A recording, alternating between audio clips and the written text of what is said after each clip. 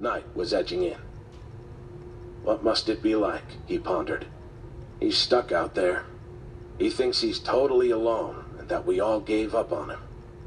What kind of effect does that have on a man's psychology? He turned back to Venkat. I wonder what he's thinking right now. Log entry. Sol 61. How come Aquaman can control whales? They're mammals. Makes no sense. In a hysterical manner, this quote really does a good job of capturing the overall tone and flow that is shown in this novel. Despite the unfortunate circumstances that he's put in, Mark Watney never lets it get to his head. Throughout the book, he strives to survive every single day without losing his childish humor, and even using it sometimes to his advantage. Hi, I'm Kevin Zhang, and this is my book talk on The Martian by Andy Weir. So you might be wondering, what is this book all about? Well, The Martian can be placed in multiple genres because it really has a little bit of everything. It is a science fiction novel that has drama, action, adventure, and well, just pure science all in it. The story revolves around Mark Watney, an astronaut from the United States that becomes stranded on Mars. Mark has a specialty in both mechanical engineering and botany, and needs to use both of them for his survival on Mars. Primarily, he tells a story through his log entries, and sometimes even audio logs. In addition, the story also switches to the people on Earth. Watney came to Mars on the Ares 3 mission, collecting soil samples and other data he could find. However, a sandstorm causes his crew to abort mission because of the dangerous and severe conditions that are about to come. While trying to get to Mars' ascent vehicle, an antenna flings through the wind and punctures right through Mark's suit. The crew, with no other options and thinking that he's dead, insists that they must leave his body behind. Mark, however, is still very much alive and now finds himself stranded on Mars all alone. He must survive on his own now, not even knowing when or if help will be sent from Earth. The structure used by Andy Weir in The Martian is quite special. The exposition of the story is Mark explaining why he's on Mars in the very first place. To start things off, the Ares program was designed to have people travel to Mars for the very first time in order to broaden humanity's knowledge of the planet. Previous Ares missions, Ares 1 and Ares 2, were huge successes for mankind. Now, for the Ares 3 mission, Mark is sent to Mars on the Ares program with a crew consisting of Commander Lewis, Martinez, Johansson, Beck, and Vogel. The conflict of the story occurs quite early. Driving right into the action makes the story much more interesting all the way through. As stated before, during the journey on the Mars planet, an unexpectedly powerful sandstorm strikes the entire crew by surprise, resulting in Mark to get stabbed by an antenna and is then left stranded on Mars. He is left by his entire crew without any other choice, so now with only a limited amount of resources, Mark has to test his ability to survive on Mars, all while being completely isolated. Poor Mark. The Martian primarily consists of rising action as Mark faces new and difficult obstacles every day that he is on Mars. He has to deal with growing food to supplement his supply of nutrients, so lots and lots of potatoes, making himself a reliable source of water so that he won't dehydrate, rebuilding the Hob, modifying rovers, and many more to overcome. Trust me, these challenges get harder and harder each time. Did I mention that there are lots of explosions too? Anyways, you'll soon end up asking yourself, wow, what else could possibly go wrong? I wonder. The climax to this long, everlasting journey across Mars would have to be Mark finally getting to the Ares foresight and discovering a new MAV that would ultimately determine whether or not he lives or dies. Will Watney finally be able to escape Mars? Will the new MAV even work? Will it get him home? Will it kill him?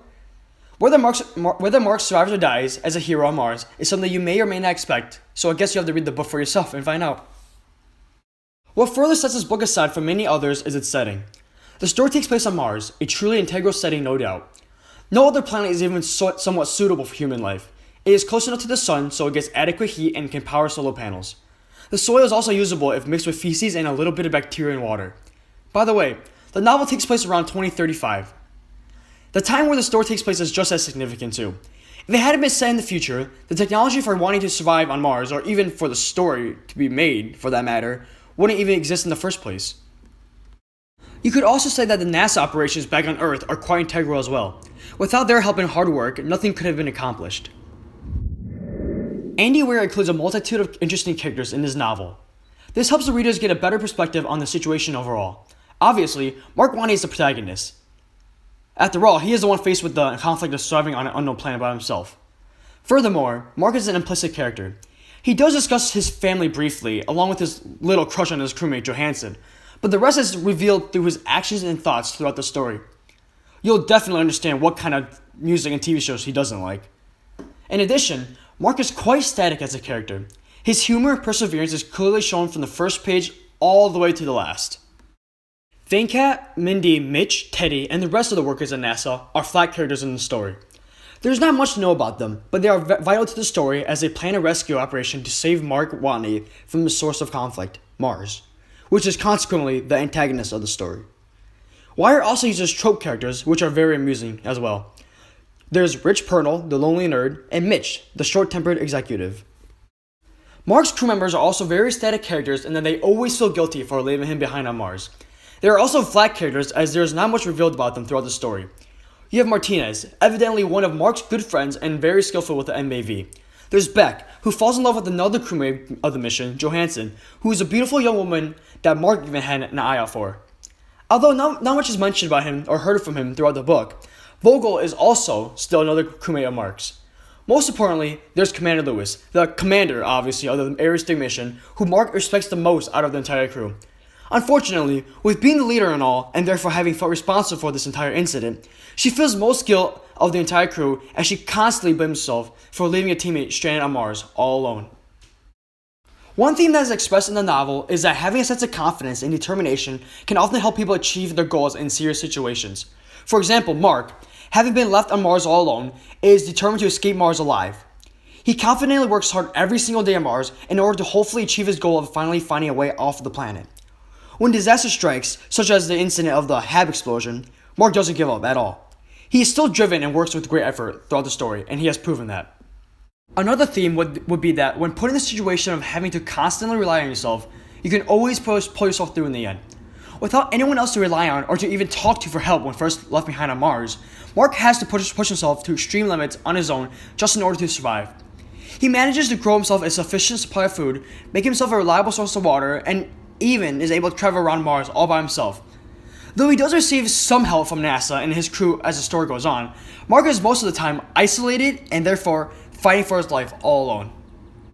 One more thing that the story expresses is that when someone has a strong will to survive, it typically means that he or she will not be giving up no matter what the circumstances may be. Mark Watney obviously has an extreme will to survive. Throughout the book, he has proven that he is fully capable of surviving on his own, both in his generation of genius ideas and the brave but risky actions that he often takes during his time alone on Mars.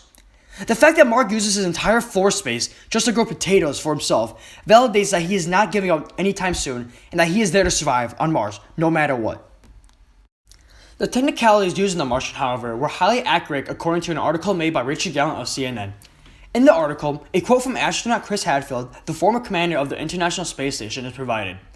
Hadfield claims that The Martian has an outstanding uses of originality, interesting characters, and captivating technical accuracy. So maybe if the government cuts back on some programs and funds NASA a little bit more, we may in fact be able to get a human onto Mars. Altogether, I was really blown away from Mark's entire journey on Mars alone. By the end of the novel, you will 100% understand how powerful Mark's loneliness and isolation truly was. The experience was absolutely thrilling to read through. While much different from Interstellar, you'll definitely learn how to appreciate the differences between the two. If all the drama and suspense turns out not to be for you, then this book contains a lot of interesting science which you don't even have to be a nerd to enjoy at all. And if you have read a book similar to The Hitchhiker's Guide to the Galaxy and liked it, you'll definitely find The Martian especially as interesting as it shares most of the elements contained in The Martian. The Martian also draws a strong connection to the science fiction short story, Fair Game, as both Professor Douglas and Mark Watney are desperately trying to escape dangers that can end their lives. Both have a strong desire to escape, Professor Douglas from the extraterrestrials hunting him, and Mark from Mars itself. All in all, this is one of those masterpiece stories that completely captivates your imagination and really makes you think about where we as mankind could be heading in the near future. Just like the characters back on Earth in the book, you too will find yourself on the edge of your seat while experiencing this journey with Mark. Will Mark Marty survive, and how will he survive? I guess you'll just have to read to find out. Thanks for listening. I can guarantee that you will appreciate The Martian much like I did.